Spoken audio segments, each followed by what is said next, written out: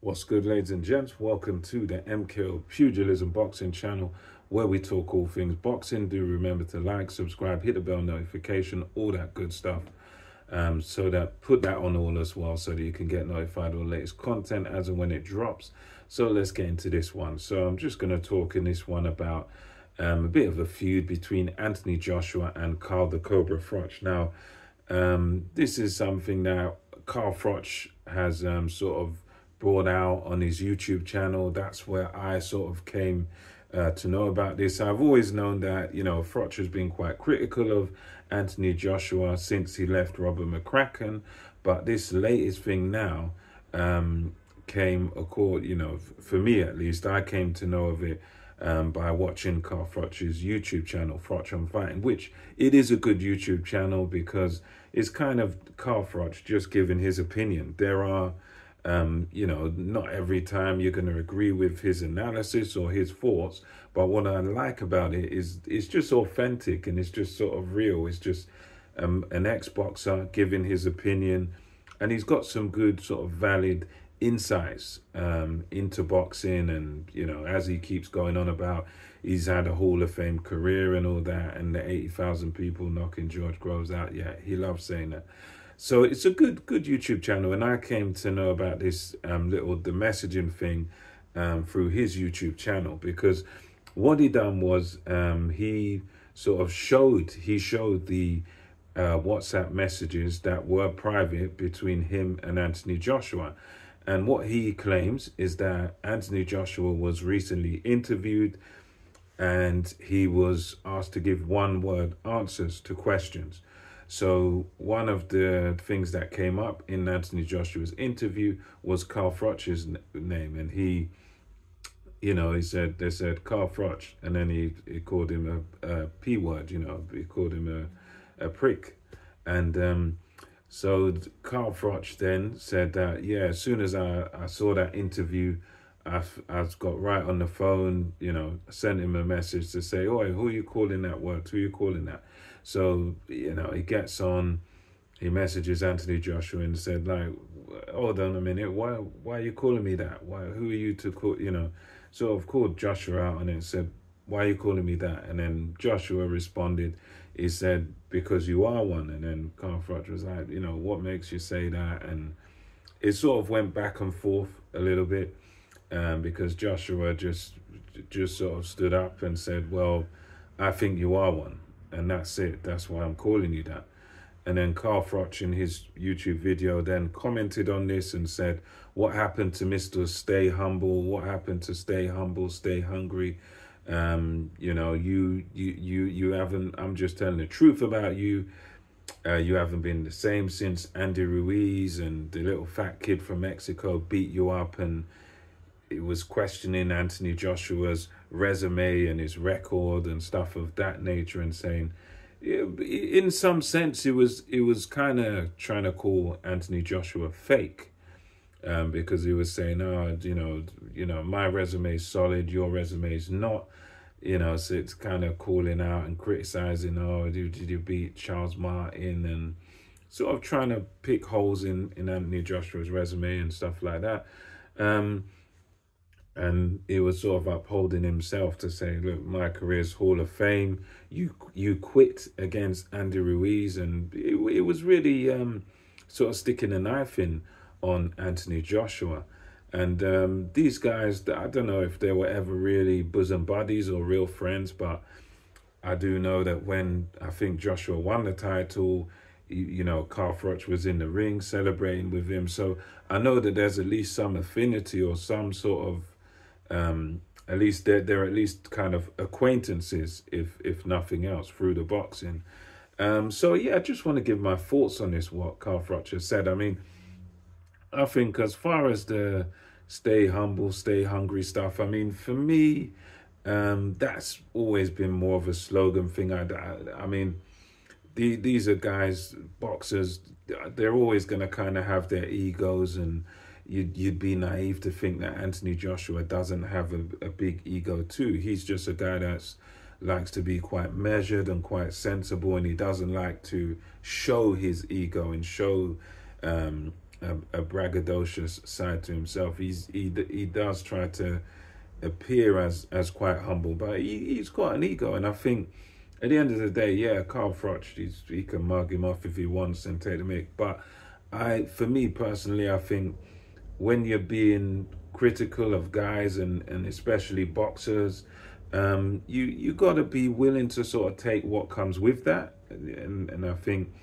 with Froch being critical of Joshua and, you know, everyone that has said this whole thing of, yeah, the fat Mexican beat you and blah, blah, blah.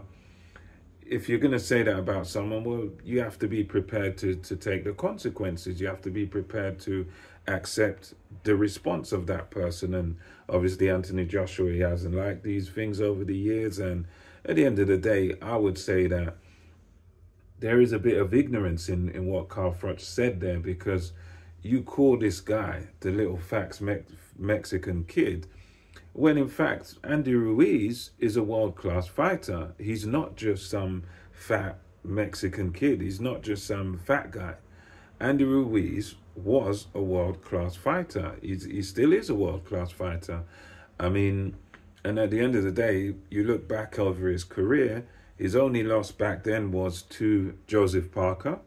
And in that fight, you watch that fight back, and I would argue that Andy Ruiz deserved a verdict in that fight. And most people who watch Ruiz versus Joseph Parker would probably agree that, look, Andy Ruiz deserved to be world champion that night. But obviously the decision didn't go that way. So you can't really just say, this guy just some fat guy or whatever, because it's not. That's not the case. And for him to kind of pick holes in Joshua's resume, I mean, at the end of the day, you look at Joshua's resume, it's a good resume. It's a solid resume.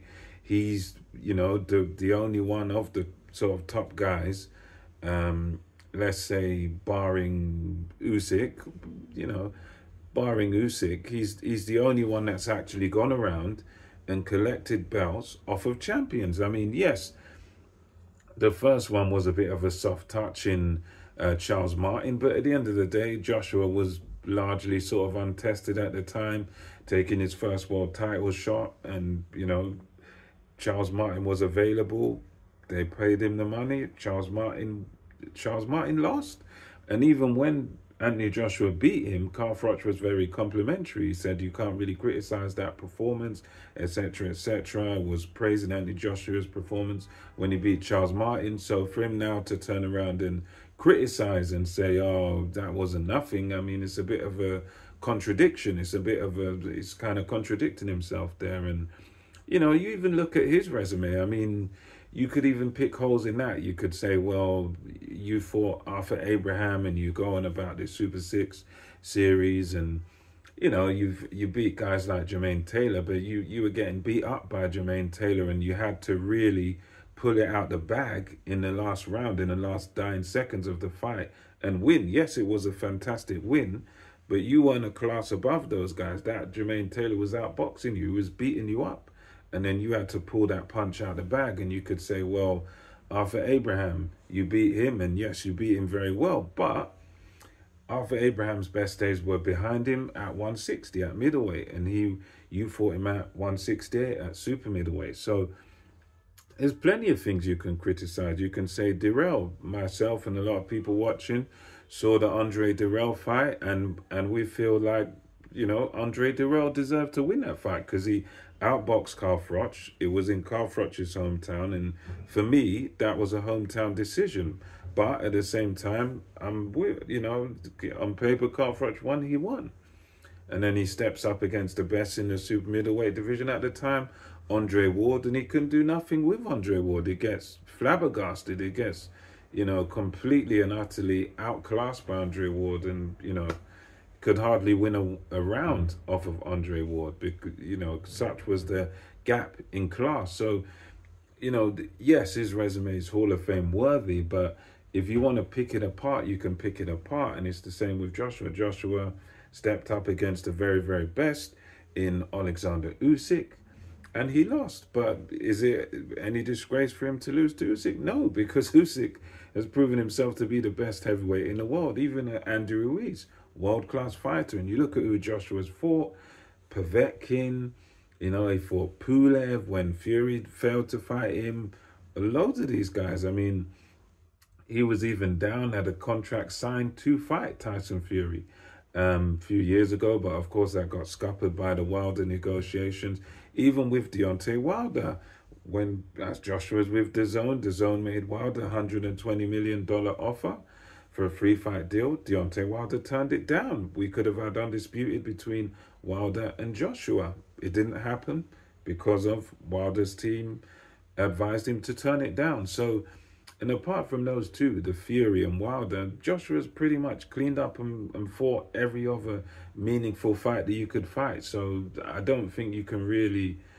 Yes, he hasn't won every fight, but nor has Carl Froch. Carl Froch got beaten by people and outclassed. He got beaten by Mikhail Kessler, and you think 3 years, you know, I think it was 3 years or so, or 4 years before, Carl Froch fought and lost to Mikhail Kessler. Joe Calzaghe had beaten a 39-0 undefeated Mikhail Kessler. So you can criticize that and say, look, Joe Calzaghe was in a different league. He beat this guy when he was undefeated. Several years later, you fought this guy, you lost to him, and then you had a rematch, and then it's only in the rematch where you were able to beat this guy. So there's many things that you can critique and pick holes in. So I think, personally, the resume stuff is a bit of a reach, is a bit far-fetched, because you got to remember, whatever you think of Joshua, whether you like him, hate him, whatever you think of him, he's a guy that at one point was a unified world champion. He had 3 of the 4 recognized belts, and you can't really sniff at that. So, yeah, that's just my thoughts on it. I think it's a bit of a silly back and forth, but, you know, this is how it is in boxing. There's big egos there. But anyway, let me know what you think about this, the Carl Froch, Anthony Joshua back and forth on social media. What do you think about it? Let me know. And until next time, it's MKO Pugilism over and out.